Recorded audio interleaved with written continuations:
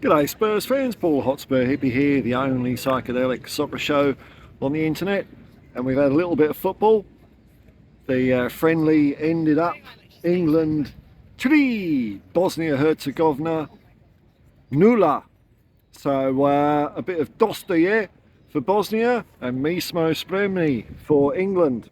Harry Kane coming on late after Ollie Watkins did bugger all match and netting a goal right at the death. So it's promising, I guess. Maddison had a nice run on as well, looked full of life, sending a little message to old Gareth Southgate. I still don't think we're going to do very well at the Euros though, because we've got Gareth Southgate managing, and he will manage to snuff out any expression. Just he's like a fire extinguisher, that guy. But you never know, you never know. Now I saw IFAB, everyone's favourite regulatory body, has been back in the news, coming up with great ideas. It's the story of the 21st century, folks. The world did actually end in the year 2000. We're still hanging around for some reason, I'm not sure why. But it's been the way for at least the last 25 years that the world, what it does is, it changes something that was good to make it crap, and then brings in workarounds to try and make it as good as it was, but it's still not as good. What am I whittering on about? Well, folks, I'm going to have a walk. I'm whittering on about your friend of mine, VAR. VAR, the stupid system of having people down the road, as Ange Postecoglou puts it, refereeing a match on the pitch. From millions of miles away, they might as well be in a hunkered down bunker built on top of a refuge tip in Stockley Park.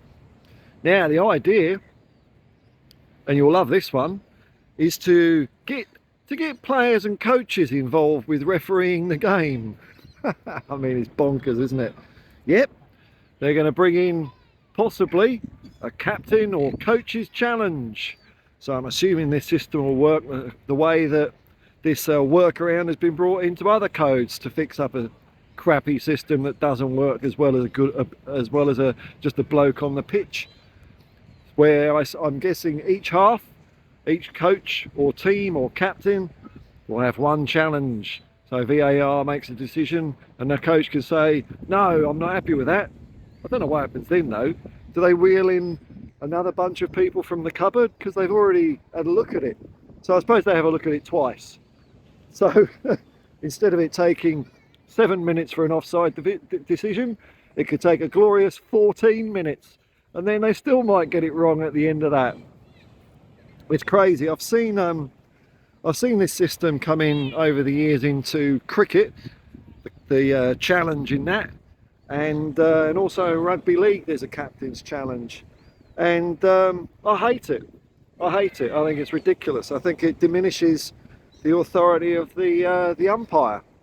I mean, this is a ridiculous world where, you know, everyone expects perfection in their football decisions and outcomes. And the good thing about football is it's not perfect, it's completely bloody imperfect. I mean, even though pitches are nice and billiard table like now, there's still a lot of imperfection, there's a lot of human error, there's a lot of emotion in each game, and that can lead to, you know, mistakes. But I think what referees, when they're left to their own devices, are pretty good at doing is interpreting the flow of the game. And that may well be that a team's on top gets better rub of the green. But that's just football. That's just football. I've seen this in other sports as well, where when a team is playing really well, they are going to get those 50-50 calls because they're playing better football. That's all it comes down to. So what might look like 50-50 actually isn't. It's just part of the sterilisation of this game, you know. So they tried IFAB just looks like they're itching, absolutely itching, to bring in some sort of workaround to VAR. They floated the idea of the blue card last season, which I think the FIFA guru. So IFAB, by the way, is made up. There's four members. I think there's four, might be five. You've got a member from England, Wales, Scotland. It's possibly Northern Ireland in there. I think Ireland asked to be admitted, but they were refused because, you know, UK. And the last seat is taken up by a FIFA representative.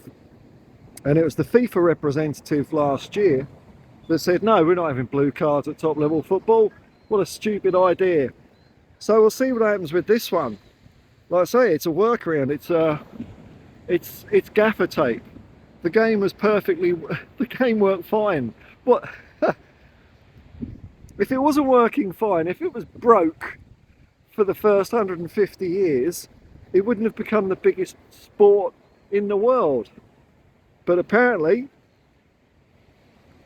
in the last 10 or so years, 10, 15 years, the powers of be, on their own back, have just decided that football's broke and we need to fix it with technology, thus introducing a system of ruling the game that is completely different now from the top level to grassroots level.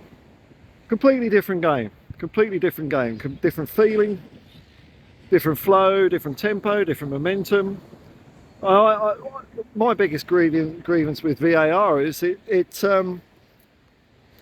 really it alters the spirit of the game, the flow of the game, because you could have your foot on someone's throat and then you've got to hang around for a 7-minute decision for, you know, who's got the bloody throw on, and the other team, the team that's been down and out, they better get a bit of time to clear their heads, get back on their feet and get going.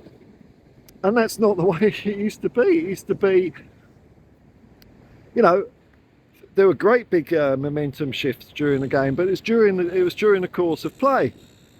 You know, you could have a team under attack a lot, conceding corner after corner, and sometimes that would result in them letting in goals or breaking out on a counter-attack and scoring up the other end. But it was all much more organic, I believe the phrase is. Whereas now, we're stuck in this sterile world where even the technology they use is crap. They're using cameras that look like they've come from the year 2000. The resolution of them, I think it's disgraceful. The way they're trying to say that they can decide certain things when the picture's blurry. It's not got enough resolution at all. But for me, it's not just a question of the technology is fine and the people need to be trained or updated. I think the whole thing's an absolute waste of time. Give us back our game, people. Get out of it.